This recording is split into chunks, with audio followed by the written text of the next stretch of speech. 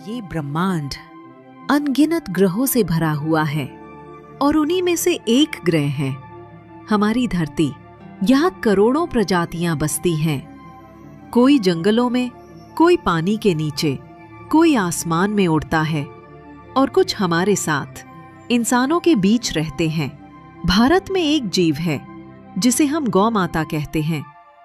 पूजते हैं, नमन करते हैं, उसे मां का दर्जा देते हैं। लेकिन जरा आंखें खोल कर देखिए, वही मां आज सड़कों पर भटकती दिखाई देती है। वही मां ट्रकों में ठूस ठूस कर कत्ल खानों तक पहुंचाई जाती है। वही मां रोज किसी सड़क पर हादसे का शिकार बनती है। वही मां भूख, प्यास और इंसानी बेरुखी से तड़प रही है। सवाल ये नहीं कि हम गौ माता को मानते हैं या नहीं, सवाल ये है कि क्या हमने मां कहलाने लायक इंसानियत बचाई है। जब बात गौ माता की आती है तो सब खामोश क्यों हो जाते हैं? क्यों कोई आगे नहीं आता? अब वक्त आ गया है इस सच्चाई को देखने का, इस खामोशी को तोड़ने का। पेश है एक ऐसी कहानी जो आपके दिल को झकझोर देगी। द ब्लीडिंग इंडिया, वो भारत जहां मां अब भी बहा रही है अपना खून। मेरी समस्या है जो गाय के साथ ट्रीटमेंट हो रहा है डेयरी के लिए, उससे। और सिंपल सी बात है कि देखो, एक समय पे क्या है कि भारत कृषि प्रधान देश था, जो मोस्ट ऑफ द आबादी थी वो किसानी करती थी तो घर में गाय होती थी। गौवंश आपका नेचुरली चला हुआ था, उसमें कई बारी आपको दूध मिल जाता था क्योंकि आपको गोबर चाहिए, आपको बैल चाहिए। अब खेती जो है वो मशीनीकृत हो गई। उसके बाद क्या हुआ कि बहुत ही कम लोग एग्रीकल्चर कर रहे हैं, तो ये जो गाय वाला मामला है ये इनसे अलग हो गया, किसान से अलग हो गया, डेयरियों पे चला गया और गाय बन गई मशीन। तो आज जैसे लोग कहेंगे कृष्ण जी भी तो पीते थे, तो भाई कृष्ण जी की तरह गाय भी तो पालो। आप तो गौ शोषण कर रहे हो, है ना। गाय आप ऐसे रखते हो जैसे कंस ने रखी हो। कभी गाय हमारे परिवार का हिस्सा थी। वो खेत जोतती थी, गोबर से धरती उपजाऊ होती थी और दूध केवल तब लिया जाता था जब बछड़ा पी चुका होता। कोई जबरदस्ती नहीं, कोई लालच नहीं। गाय देती थी स्नेह से और इंसान लौटाता था सेवा से। पर अब वो रिश्ता टूट चुका है।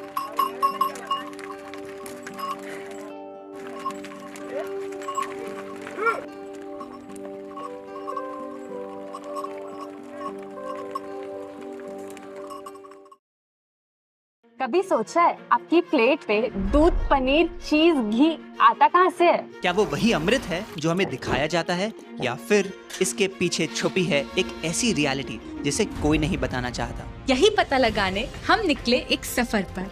7 अलग अलग शहर में किया डेयरी फार्म्स को विजिट और जाने कुछ ऐसे सच जिन्होंने हमें हिला कर रख दिया।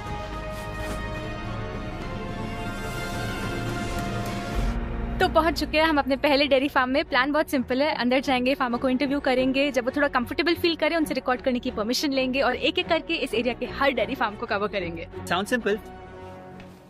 छोटू जी, आप बोले आप यहाँ पे 4 साल से इस इलाके में काम कर रहे हैं। हाँ। भैंस ज्यादा दूध देते हैं कि गाय? गाय देता है। अच्छा, आपका शायद फोन। हेलो, विजय बात करिए। हाँ दादा। अभी अभी हम एक डेयरी फार्म में थे और अच्छे से इंटरव्यू कर रहे थे। अचानक से फोन बजता है और हमें बताया जाता है कि हमें तुरंत वहाँ से निकलना होगा। मुकाट के मना कर रहे हैं। हाँ। क्यों, डरते हैं क्या? जो ओनर थे उन्होंने सीसीटीवी से देखा कि हम कैमरा से फुटेज ले रहे हैं और उन्होंने तुरंत बोला आप सारे फुटेज को डिलीट करिए और तुरंत हमारे फार्म से निकलिए। खत्म बात। आप घबरा क्यों रहे हो? बंद कर दीजिए वीडियो बंद। अभिजीत बंद कर। अब पता नहीं यहाँ पे कौन से फार्म अलाउ करेंगे, नहीं करेंगे, कर पाएंगे भी हम शूट की नहीं। शांति रखते हैं, थोड़ा कैमरा नीचे रखते हैं और आगे चलते हैं। हम फार्म में एंटर करने वाले हैं, देखते हैं अलाउ करते हैं। भैया शूट कर सकते हैं क्या? यहाँ थोड़ा सा करना है भैया, बस 5 मिनट चाहिए आपका। क्यों भैया? नहीं है, जाइए आप लोग बाहर निकल जाइए। कोशिश बहुत करी लेकिन करने ही नहीं दिया बिल्कुल शूट। फाइनली एक फार्म में यहाँ पे हमें घुसने दिया है। अब देखते हैं यहाँ क्या बताते हैं। इनको कभी खुला भी छोड़ना पड़ता है भैया? खुला छोड़िएगा तो तालाब में कुछ जगह कोई आदमी को नुकसान कर देगा, मारेगा। इनको कभी बाहर चलने का जरूरत वो नहीं। नहीं वो बाहर चलने देगा तो हम लोग को ही चला देगा। देखिए इधर जगह का कंपाउंड है, हाँ बांध को रखने से थोड़ा इसको भी तकलीफ होता है, खुला रहेगा तो थोड़ा अच्छा रहता है। हाँ, तो बांध के क्यों रखते हो? अगर जगह का प्रॉब्लम है इधर फार्म को ना, कभी तो छोड़ते होंगे। कभी नहीं छोड़ते। ऐसा क्यों कि खुला नहीं छोड़ते? लोगों का काम है ये बांध के रख। लेकिन वैसे सब बंधा ही रहता है हमेशा, बंधा ही रहता है, सुबह शाम दिन रात दोपहर सब बंधा रहता है। एक बात मुझे अभी भी समझ नहीं आ रही, इन सब गाय भैंस को सुबह शाम दिन रात हमेशा बांध के रखते हैं। अगर ये हिलेंगी नहीं तो हेल्दी कैसे रहेंगी? इनको कोई प्रॉब्लम नहीं होती? नहीं, तो उनको हम लोग डाइजेस्ट करने के लिए दवा देते हैं। मतलब? अरे हम लोग इंसान खाएंगे पिएंगे चलेंगे फिरेंगे तब तो लेटरिन बाथरूम होगा। हाँ। अब हम एक जगह बैठा रहेंगे तो हम भी तो पागल हो जाएगा इंसान। तो जानवर को तो कम से कम वो तो बोल नहीं सकता है, तो उसको तो कम से कम उसको ध्यान रखना पड़ता है। बुखार हुआ, पतला पैखाना हुआ या भूख नहीं लग रहा, सबका मेडिसिन है। बट खुलना नहीं सो सकता, खुलना रिस्क हो जाए। यहाँ ये सब देख के यही समझ आया कि पहले के टाइम पे लोग गांव में रहते थे और हर घर में अपनी एक गाय होती थी। हाँ, उनके घर छोटे जरूर होते थे, लेकिन ऑलमोस्ट हर घर में बाहर खुली जगह होती थी, आंगन होता था जहाँ वो रोज गाय को चरने छोड़ देते। लेकिन जैसे जैसे समय बीता, गांव बदल गए शहर में और दूध घर के आंगन की जगह आने लगा डेयरी इंडस्ट्री से, जहाँ इन गाय को चरने की तो छोड़ो, हिलने की भी जगह नहीं मिलती।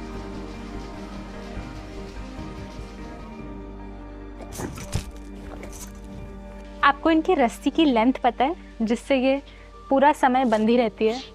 सिर्फ 3 फीट। इसको बेहतर समझने के लिए अपना हाथ को एक्सटेंड करिए और फिंगर टिप से शोल्डर की दूरी होगी इस रस्सी की लंबाई, और इसी रस्सी से बांधी जाती है सारे गाय सारे भैंस सुबह शाम दिन रात अपनी पूरी जिंदगी। और कई बार तो रस्सी इतनी टाइट होती है कि उनके चेहरे पे ऐसे मार्क्स भी बन जाते हैं। पर इतना छोटा रस्सी से बांधते हैं इन लोग खुश रहते हैं? अच्छा नहीं लगता इंसान को अगर इतना छोटा रस्सी से बांधेंगे, अगर हमें कोई बांध देगा तो अच्छा नहीं लगेगा ना। इंसान में हम लोग में इसमें बहुत फर्क है ना। आपको पता है इंडिया दुनिया का सबसे बड़ा मिल्क प्रोड्यूसर है। यहाँ रोज इतना दूध बनता है कि अगर एक बड़े से क्रिकेट स्टेडियम को दूध से भरा जाए तो एक दिन का दूध स्टेडियम को ऊपर तक भर देगा। एक दिन में टोटल दूध कितना निकल जाता है आपका? टोटल दूध तो निकल ही जाता, अब हिसाब लगा के नहीं करीब 2000 लीटर तो निकाल ही लेते एक दिन का। हाँ। जैसे जैसे हम अपने सफर में आगे बढ़े, रास्ते मुश्किल होते गए। एक जगह तो इतनी तेज बारिश थी कि पूरा इलाका पानी में डूब गया था। वहाँ सब फार्मर्स ने बोला कि हमारा आगे जाना एकदम इम्पॉसिबल है, लेकिन जो सच हम ढूंढने निकले थे उसे देखे बिना हम वापस जा भी नहीं सकते थे। तो जैसे तैसे हमने पानी पार किया और पहुंच गए अंदर।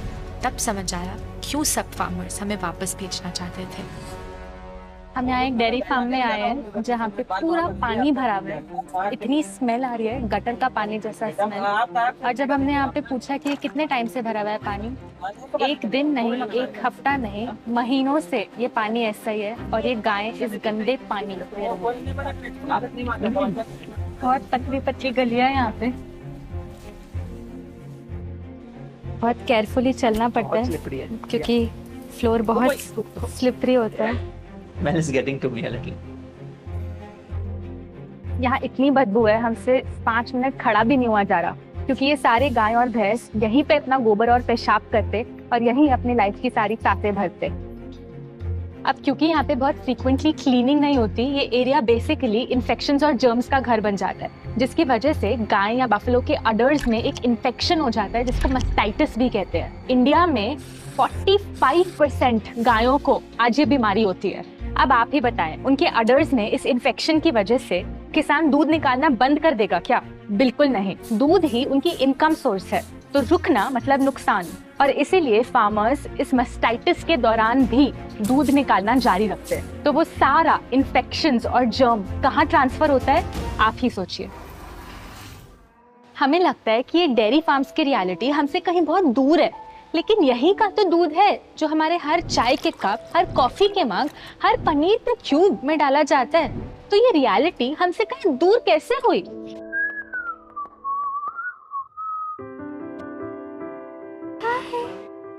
इतना यूनिक कलर है इस काफ का, पहले कभी इस कलर का काफ नहीं देखा।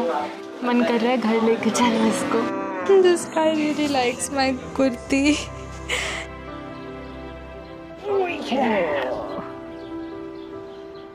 एक चीज़ लेकिन अभी भी समझ नहीं आ रही, ये इतनी गायें भैंस हैं, सब दूध दे रही है, मतलब अभी ये रिसेंटली ही प्रेग्नेंट हुई होंगी। प्रेग्नेंट हुई हैं तो मतलब इनका बच्चा भी होगा, लेकिन इन सब डेयरी फार्म्स में बच्चे या तो है नहीं या बहुत कम, तो गए कहाँ सारे बच्चे? तो इनका बच्चा हुआ है कि हुआ ही नहीं है? नहीं, बच्चा सबको हुआ था। बच्चा कहाँ है बच्चा? बिहार में। बच्चा छोड़ के आ गए? हाँ, बच्चा छोड़ के आ गया।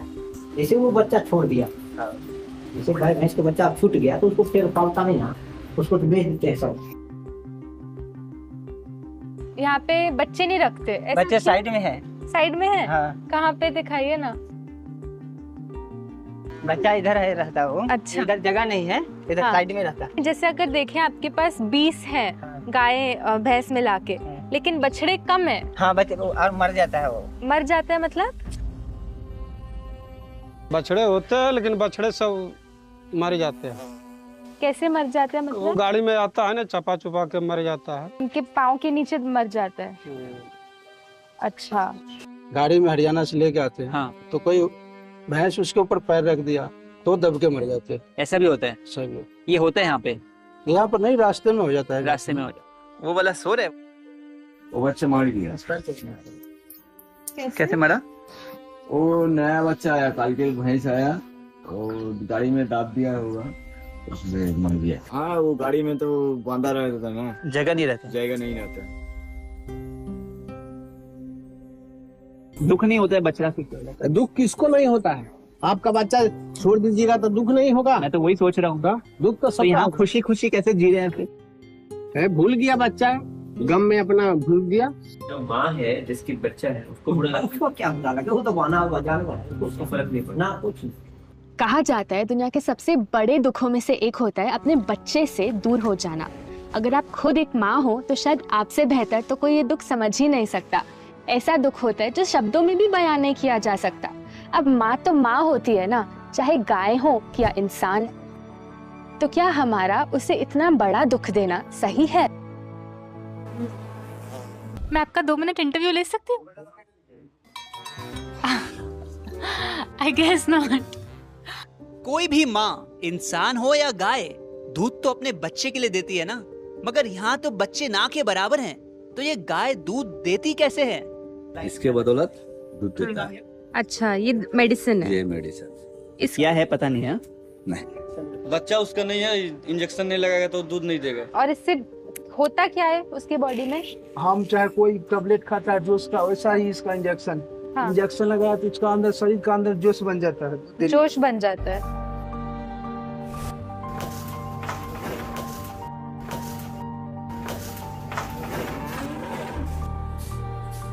This blood is the blood which has come out after the injection. Within minutes of the injection, the cow starts releasing milk. सबको लगाते हैं इंजेक्शन? इंजेक्शन देने के कितने देर बाद आ जाएगा? इंजेक्शन अभी तुम्हारे कम से कम 1 मिनट। किसी नहीं भी दूध दिया तो थोड़ी इंजेक्शन लगाने पड़ता है, 2 ml का इंजेक्शन लगा के दूध आ जाता है। रोज डालते हो? उनको दिक्कत नहीं होता है रोज इंजेक्शन डालते हो? उसको तो आदत बन जाता है। पहली बार जब डालते होंगे तो दिक्कत होता हो? दिक्कत भी कुछ नहीं, थोड़ा छटपटाता है। जो दूध देता है उसको बिना इंजेक्शन के दूध नहीं मिलेगा, और ये हम लोग लेंगे तो गड़बड़ हो जाएगा ना। लेगा तो पूरा सारा दिन पानी में डूबा हुआ रहिएगा। मतलब? पूरा गर्मी लगेगा। अच्छा, पूरा पसीना निकलेगा? खाली पेशाब करेगा। ऐसा है? मतलब ये खतरनाक चीज है, आप ही रखो भैया, मेरे को नहीं चाहिए। इतना बड़ा जानवर को थोड़ा सा लग जाने के बाद वो पूरा शरीर उसका गर्म होकर दूध निकाल सकता है, तो आदमी जब थोड़ा लग जाएगा तो आदमी तो पगला हो जाएगा गर्मी से। और इंजेक्शन में क्या देते हैं? अब इंजेक्शन का तो मालूम नहीं है, तो क्या उसका नाम है, जो कंपनी बनाया है वो लगता है, तो आप बस ऐसे दे देते हैं। और आपको कोई आइडिया नहीं इसमें क्या है? बट इसमें एक्सपायरी डेट कितना है वो कुछ इतना पता है, ये डालते हैं दूध निकलता है। जिस भी डेयरी फार्मर से हम पूछते हैं कि उस इंजेक्शन में है क्या, वो हमें एक ही चीज बताते हैं कि उनको पता नहीं, और बाहर से कोई ले आता है और वो बस डाल देते हैं। ऐसा भी तो हो सकता है ना, लेकिन कि वो हमें बताना नहीं चाहते। बिल्कुल, जानने का एक ही तरीका है, हमें किसी भी तरह से वो लेना पड़ेगा उनसे और टेस्ट करवाना पड़ेगा। ठीक है भैया, दे दीजिए। पॉकेट में डाल देंगे ना। तो ये अभी मेरे पास आ गया है। थैंक यू भैया। सैंपल मिल गया है, पॉकेट में है। अभी हम इसको टेस्ट करवाएंगे लैब में ले जाके, और वीडियो के एंड तक आपको रिजल्ट भी दिखाएंगे। पता करते हैं आखिर है क्या उसमें जो कोई हमें बताना नहीं चाहता। अब दूध निकालने का दूसरा तरीका जो हमने देखा वो कुछ ऐसा था।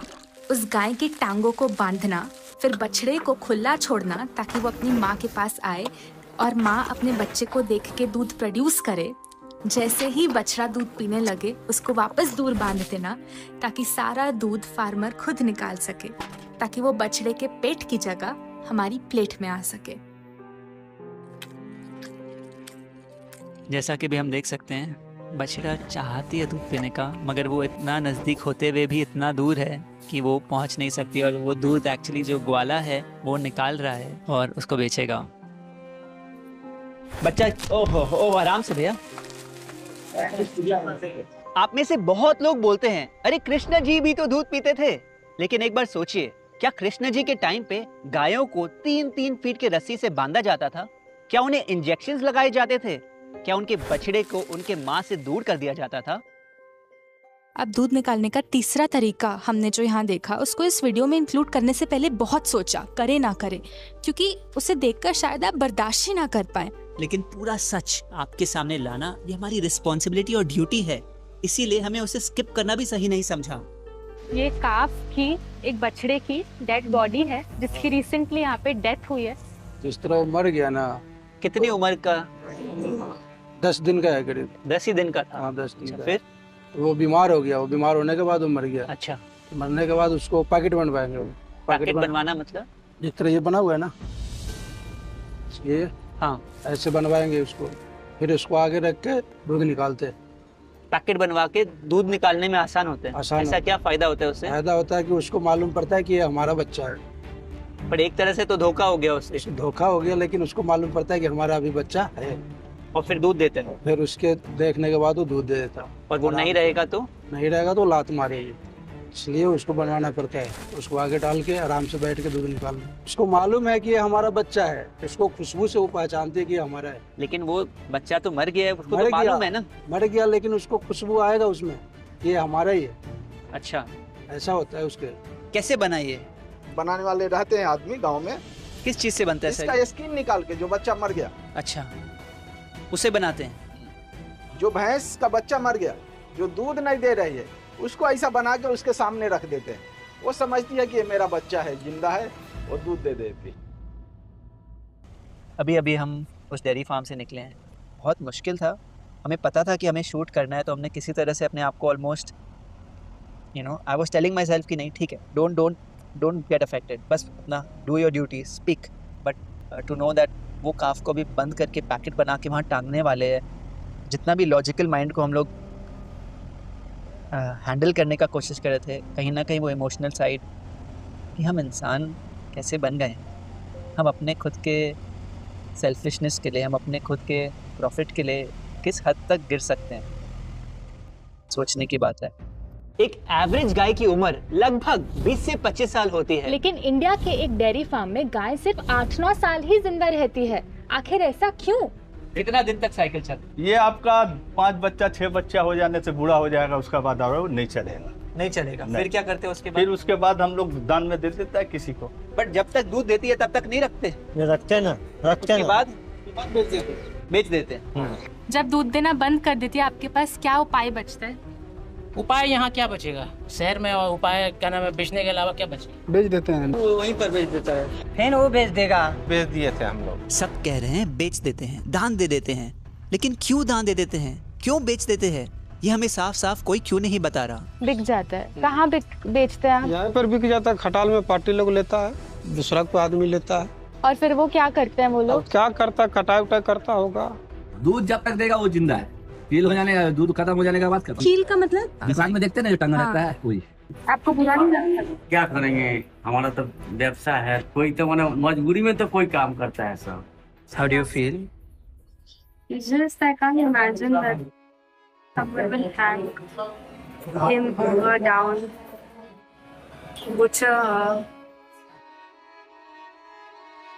आपको दर्द नहीं होता जिसको आप दूध वूध निकालते हैं फिर उनको कटने भेज देते हो? तो क्या करेंगे, बैठा तो उन्हें यहाँ बम्बई में राशन खिलाएंगे। वो नहीं कुछ दे रहा है तो उन्हें रख के क्या करोगे? पैसा के लिए कमाए कर रहे हैं लोग, तो कितना लोग को बैठा खिलाएंगे? ये सब राशन महंगा आ रहा है। अगर आप एक डेयरी फार्म के ओनर होते और आपकी गाय दूध देना बंद कर देती तो आप क्या करते? क्या आप अगला 10-12 साल उस गाय को खाना खिलाते, देखभाल करते और उस पर खर्चा करते? नहीं। इंडिया में ज्यादातर डेयरी फार्म्स में जिस दिन गाय दूध देना बंद कर देती है उसे एक फाइनेंशियल बर्डन माना जाता है और उसे बेच दिया जाता है। ये नहीं जाएगी तो हमारा बेल का चमड़ा नहीं बनेगा, बेल का बैग नहीं बनेगा, सब सिस्टम नहीं बना, सब चीज का सिस्टम।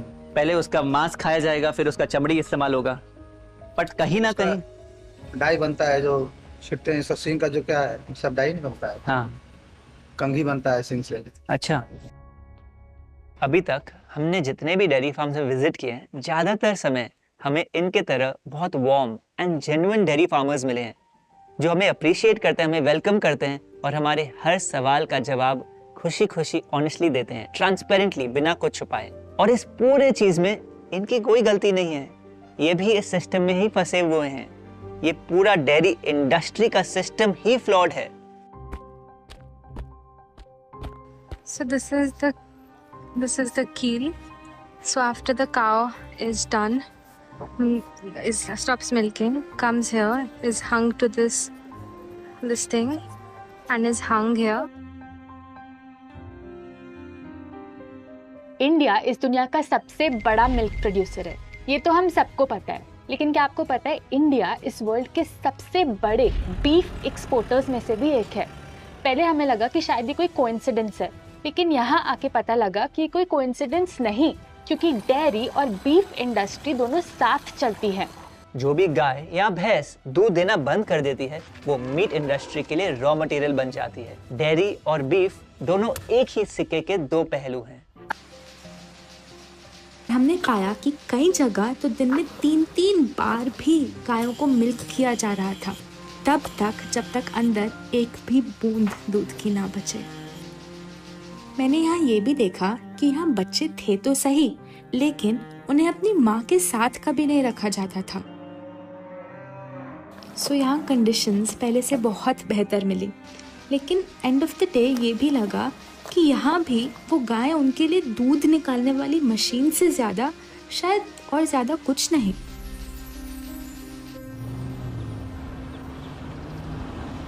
तो ये रहा वो केमिकल जो हमें डेयरी फार्म से मिला था और हमें जानना था कि आखिर इसमें है क्या जो किसी को पता ही नहीं। यही जानने के लिए हमने अलग अलग लैब्स को कांटेक्ट किया, उनसे पूछा। Hello, I want to ask, I have a chemical that I got from a dairy farm. Would you be able to test it for me and tell me what it is? No, ma'am. I'm not sure. One more lab. No, we will not do the test of chemicals. Okay, fine. लेकिन जिस भी lab को हम call करते सब इनकार कर देते। आखिर में हमारे पास एक ही ऑप्शन बचा, हम ऑनलाइन रिसर्च करने लगे और जैसे ही हमने टाइप किया कि वो क्या चीज़ है जो डेयरी फार्मर्स काउस या बफेलोज में डालते हैं जब वो एनिमल दूध देना बंद कर देते हैं, तो सारे जगह हमने जहाँ रिसर्च किया एक ही नाम आगे आया और वो था ऑक्सीटोसिन। ये एक बैंड केमिकल है जो इंडिया में अलाउड ही नहीं है, इलीगल है, लेकिन फिर भी इतने डेयरी फार्म्स इसको खुल्लम खुल्ला आज यूज कर रहे हैं। जब हमने इसमें और गहराई में रिसर्च करी तो पता लगा कि ये केमिकल फाइनली उस दूध के थ्रू हमारी बॉडी में भी ट्रांसफर होके हमारी हेल्थ को एकदम खराब करने लगता है। हर बार जब हम दूध, चीज, पनीर, मक्खन, घी खाते हैं हम इस दर्द के चक्रव्यूह को और तेज घुमाते हैं। जब तक हम इन प्रोडक्ट्स की डिमांड करते रहेंगे तब तक ये सिस्टम चलता रहेगा, लेकिन इस रियलिटी को बदलने का ताकत भी हमारे हाथ में है। कैसे? इन प्रोडक्ट्स की डिमांड ही कम करके और एक प्लांट बेस्ड डाइट अपना के। तमे कोन एई बोलिया हबो मु कहलियो तमे बंद करू ना, तमे गाय की रोकी रखू ना, तमे हमें कोन रोकिबू आपन रखू ना, आपन केटा रखू मु 22 टा रखी चलन देखिए भाई। जब सिस्टम अंधा हो गया तब कुछ लोग उठे जिन्होंने माँ की चीख सुनी। ये है गोसेवक। जो नफरत नहीं करुणा से लड़ाई लड़ते हैं। कभी जान जोखिम में डालकर ट्रक रोकते हैं, कभी सड़क किनारे पड़ी मरी हुई गाय के लिए रोते हैं। पर वे जानते हैं असली समस्या सिर्फ माफिया नहीं है, असली कारण है दूध का व्यापार।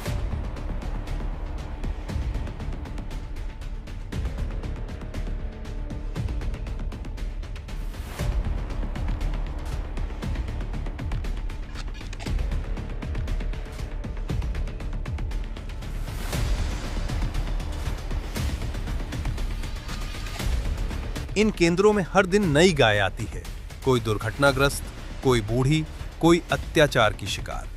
उनके घाव सिर्फ शरीर पर नहीं होते, वे हमारे समाज की आत्मा पर होते हैं। Guys, 1 second, he's asking a question, guys. Sure. Yeah, so what about ethical farming? Like in Kerala, we have chickens and goats. We don't force them to do. We fed them properly, and then when the time comes, they lay eggs, and we don't sell it to them. We use it for our own purpose. So what about ethical farming and all So you're that? talking only about eggs or also about flesh and dairy? What are you talking about here? Only eggs, huh? Eggs and milks. And so not about flesh, because you understand for getting flesh, we have to kill someone. So that you agree there is no humane method for that, right? Okay, fine. So first I'll come to milk and then I'll talk about eggs. So first thing regarding the dairy industry, you have to understand a dairy farmer, his only job is to make money. He's a businessman, he has to make a profit. Now in case... It's not a dairy farm, it's just a house, and we are having chickens and cows, buffaloes, whatever. Yeah. Okay, fine. We don't sell it to anyone, we are just not buying it from your own house you're making. Okay. We are using it for our own self, and we are not forcing them to do it. We are just feeding them properly. But to produce milk every single year, you have to answer this question. Let's say how many, say we have 5 cows, for example. So you have 5 cows. To get milk the next year, these 5 cows have to be pregnant this year. Only after being pregnant for 9 months, they give birth, and then you can get milk from them, right? So you'll have to make these cows pregnant. Without making them pregnant, you can't run a dairy farm. Agreed? So that is cruelty. How can we force impregnate others? Isn't that wrong? And think about that. I mean, we are not forcing it. We are like then define how they get pregnant. See, if you're saying to me you have say an open field right now with 5 cows and say like 2 bulls, and if you're waiting for them to mate naturally among themselves and get pregnant, that's probably never going to happen. The reason we use artificial insemination is because that ensures that she gets pregnant 100% of the time. Firstly, and next, even if you're going to force a bull to mount on her, that's still extremely long. These animals are not getting to choose when they want to mate based on their wishes. We are now tying her up and forcing a male on top of her. That is an immoral act. How can we do that? हम कहते हैं गौ माता हमारी देवी है, पर सच्चाई ये है वही देवी आज कूड़े के ढेर में भोजन खोज रही है। त्योहारों में दूध चढ़ाते हैं, लेकिन उसी दूध के नाम पर करोड़ों गायें हर साल मारी जाती हैं।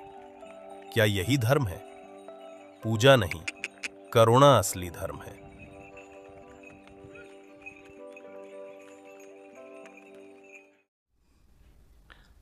देखो, ये बात समझाने में इतनी जटिल है नहीं, बात एकदम सीधी है।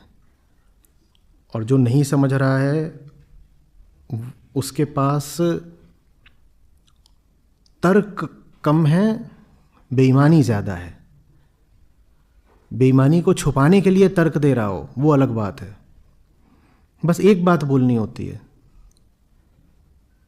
आप जिसका दूध पी रहे हो वही कल कटता है, और डेयरी उद्योग मांस उद्योग का आधार है। बस इतनी सी बात बोलनी होती है। दूध का रंग लाल है। जिनको समझ में आना है उनको बस इस एक बात से समझ में आ जाता है। जिनको नहीं समझना है उसके बाद आप उनको 100 तर्क भी देते रहो तो नहीं समझेंगे। वो स्वाद के गुलाम हैं, वो अपनी हिंसा, अपनी क्रूरता के गुलाम हैं। छोटा सा बच्चा होगा ना, वो भी एक बार में समझ जाएगा, 2 मिनट नहीं लगेगा समझने में कि बेटा ये जो गाय है या भैंस है जिसका तुम अभी दूध पी रहे हो, तुम्हें क्या लगता है जब ये दूध देना बंद कर देती है तो ग्वाला या किसान इसका क्या करता होगा? बस इतना पूछना है। जिसको समझना है वो उसी क्षण समझ जाएगा और कहेगा बंद, बंद, बिल्कुल बंद।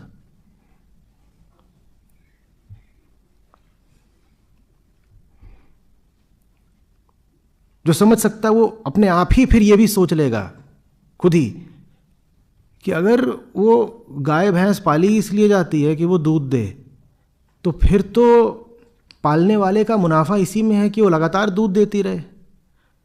तो लगातार दूध देती रहे, इसके लिए उसके साथ क्या क्या किया जाता होगा? ये तो साधारण बुद्धि की बात है ना, खुद ही सोच लो। फिर दूध तो सिर्फ जो मादा पशु है वो देता है, लेकिन पैदा तो नर पशु भी होता होगा, वो किसी काम का नहीं है। उस नर पशु का क्या किया जाता होगा? समझने वाले तो ये बात अपनी ही बुद्धि से खुद ही समझ जाएंगे कि ये चल क्या रहा है खेल।